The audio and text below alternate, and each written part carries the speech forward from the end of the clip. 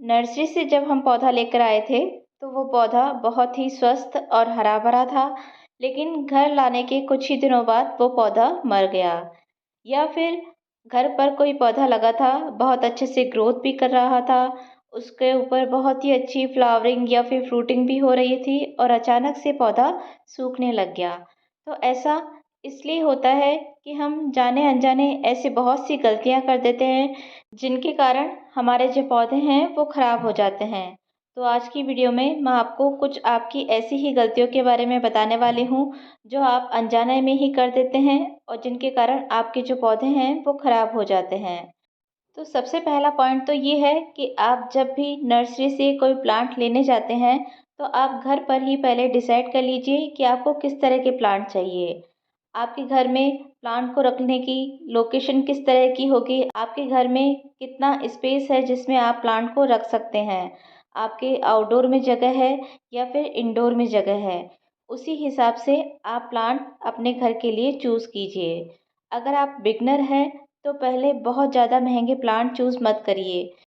शुरुआत में आप कुछ सस्ते और हार्डी प्लांट ही चूज़ करें, ताकि आपको उन्हें संभालने में ज़्यादा दिक्कत ना हो, और अगर वो ख़राब हो भी जाए तो इतनी ज़्यादा आपको प्रॉब्लम ना हो, क्योंकि अगर जब महंगे प्लांट ख़राब होते हैं तो बहुत ज़्यादा दुख होता है। तो आप पहले सस्ते प्लांट चूज़ कीजिए। जब आपको गार्डनिंग का थोड़ा बहुत एक्सपीरियंस हो जाए तो उसके बाद आप जो महंगे प्लांट हैं वो खरीद सकते हैं। सीजनल प्लांट को खरीदते समय भी उस प्लांट का सीज़न कब तक रहेगा उसका ध्यान रखिए। जिस तरह अभी जो विंटर फ्लावरिंग प्लांट हैं उनका सीज़न धीरे धीरे ख़त्म हो रहा है, लेकिन अभी भी हम जब नर्सरी पर जाते हैं तो जो विंटर फ्लावरिंग प्लांट है वो बहुत ही अच्छी ब्लूम करते हुए हमको नर्सरीज़ पर दिख जाते हैं, और हम उन्हें खरीद कर ले भी आते हैं। लेकिन उनका जैसे कि सीज़न ख़त्म होने वाला है तो वो कुछ ही दिनों बाद हमारे जो प्लांट है वो ख़राब हो जाते हैं। तो जब भी आप कोई भी प्लांट लेकर आ रहे हैं, सीजनल प्लांट है, तो उसका सीज़न कब तक रहेगा उसका ध्यान रखिए। नर्सरी वाले भी हमको अच्छे से गाइड नहीं करते हैं, क्योंकि उनको जो प्लांट है वो बेचने ही होते हैं। इसलिए अगर आप अपने पैसे बचाना चाहते हैं तो किसी भी प्लांट को खरीदने से पहले एक बार इंटरनेट पर सर्च कर सकते हैं और अपने पैसे बचा सकते हैं। अक्सर ये देखा जाता है कि नर्सरी से पौधे खरीद कर लाने के बाद तुरंत ही हम उन्हें रिपोर्ट कर देते हैं, और यही सबसे बड़ा मेन कारण होता है जिनके कारण नर्सरी से लाए हुए पौधे खराब हो जाते हैं। ऐसा इसलिए होता है क्योंकि नर्सरी का जो एनवायरनमेंट होता है वो बिल्कुल अलग होता है, जबकि आपके घर का जो एनवायरनमेंट होता है वो नर्सरी के एनवायरनमेंट से बिल्कुल डिफरेंट होता है। जब आप नर्सरी से कोई प्लांट लेकर आते हैं तो वैसे ही उसकी जगह चेंज होने के कारण वो थोड़ा सा शॉक में रहता है, और उसे लाते ही आप जब रिपोर्ट कर देते हैं तो वो इस रिपोर्टिंग शॉक को बर्दाश्त नहीं कर पाता है, जिसके कारण आपका जो प्लांट है वो ख़राब हो जाता है। तो इससे बचने के लिए आप जब भी नर्सरी से कोई प्लांट लेकर आते हैं तो उसे 4 से 5 दिन के लिए अपने घर पर अपने दूसरे पौधों के साथ रख दीजिए। ऐसा करने से जो प्लांट है वो धीरे धीरे आपके घर के एनवायरनमेंट के हिसाब से अपने आप को ढाल लेगा। उसके बाद ही आप अपने प्लांट को रिपोर्ट कीजिए। ऐसा करने से आपके जो प्लांट है वो कभी ख़राब नहीं होंगे। और रिपोर्ट करने के लिए हमेशा शाम का वक्त ही चुनें। दिन में या फिर कड़ी धूप में अपने पौधे को कभी भी रिपोर्ट मत कीजिए। और रिपोर्ट करने के बाद अपने प्लांट को कुछ दिनों के लिए सेमी शेड में रखिए, उसके बाद ही फुल सन में उसको प्लेस कीजिए। प्लांट्स की अच्छी ग्रोथ के लिए टाइम टू टाइम अपने प्लांट्स को फर्टिलाइज करना बहुत ही ज़रूरी रहता है। लेकिन इसका मतलब ये नहीं है कि आप अपने प्लांट को अच्छी ग्रोथ के लिए और फर्टिलाइज कर दें। जैसे कि हम अधिकतर अपने प्लांट्स के लिए कंपोस्ट यूज़ करते हैं। चाहे आप वर्मी कंपोस्ट यूज़ कर रहे हैं, चाहे काऊ डंग कंपोस्ट यूज़ कर रहे हैं, या फिर घर में बनी हुई किचन वेस्ट कंपोस्ट ही यूज़ कर रहे हैं। लेकिन इन सबको यूज़ करते वक्त आपको इनकी मात्रा का ध्यान रखना होगा। किसी भी फर्टिलाइज़र को बहुत ज़्यादा देने से आपके प्लांट्स जल्दी बड़े नहीं होंगे, या फिर उनके ऊपर टाइम से पहले फल या फूल नहीं आएंगे। चाहे आप ऑर्गेनिक फर्टिलाइज़र यूज़ कर रहे हैं, घर में बने हुए फर्टिलाइज़र यूज़ कर रहे हैं, या फिर आप केमिकल फर्टिलाइज़र यूज़ कर रहे हैं, आप चाहे किसी भी फर्टिलाइज़र का यूज़ अपने प्लांट्स के लिए कर रहे हैं, हमेशा फर्टिलाइज़र की मात्रा का ध्यान रखिए। जितनी फर्टिलाइज़र की आवश्यकता आपके प्लांट को है, उतने ही फर्टिलाइज़र अपने प्लांट को दीजिए। अगर आप किसी भी तरह के फर्टिलाइज़र का ओवरडोज़ करते हैं, तो ये आपके प्लांट की ग्रोथ के लिए फ़ायदेमंद साबित नहीं होगा। कई बार ऑर्गेनिक फर्टिलाइज़र ओवरडोज़ होने पर भी इतना नुकसान नहीं करते, जबकि जो केमिकल फर्टिलाइज़र है, उन्हें अगर आप ओवरडोज़ कर देते हैं, तो वो आपके प्लांट को बहुत ज़्यादा नुकसान पहुंचा सकते हैं। इसलिए जब भी आप फर्टिलाइज़र का यूज़ कर रहे हैं, तो ध्यान रखिए सही मात्रा में अपने प्लांट को फर्टिलाइज़ कीजिए। सोशल मीडिया पर देखकर भी हम अपने प्लांट्स के ऊपर तरह-तरह के फर्टिलाइज़र का यूज़ करते रहते हैं।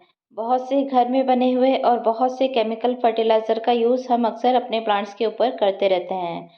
लेकिन इस तरह बार-बार फर्टिलाइज़ करने से भी आपका जो प्लांट है, वो ओवर फर्टिलाइज़ हो जाता है, जिसके कारण आपका प्लांट धीरे-धीरे सूखने लग जाता है।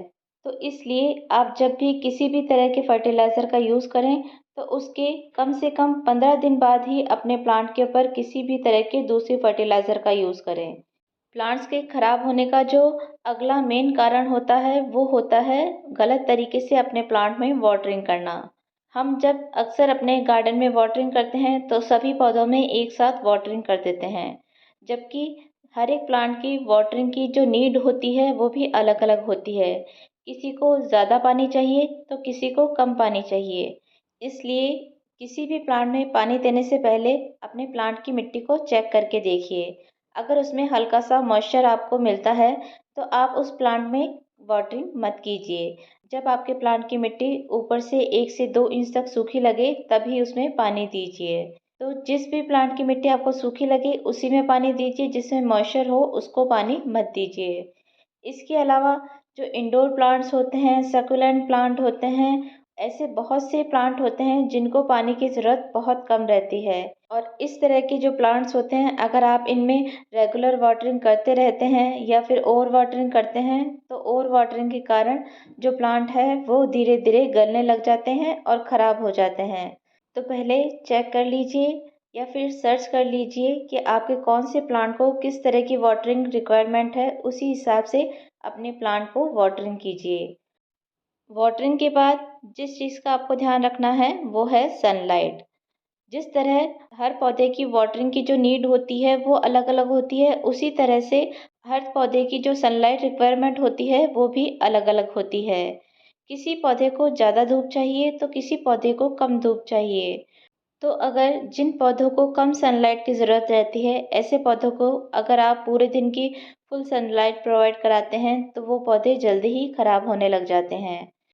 और इसी तरह जिन पौधों को फुल डे की सनलाइट की रिक्वायरमेंट होती है, उन्हें अगर आप पूरे दिन की धूप अच्छे से प्रोवाइड नहीं कराते हैं, तो वो पौधे भी या तो अच्छे से ग्रोथ नहीं करते हैं और या फिर जल्दी ही ख़राब होने लग जाते हैं।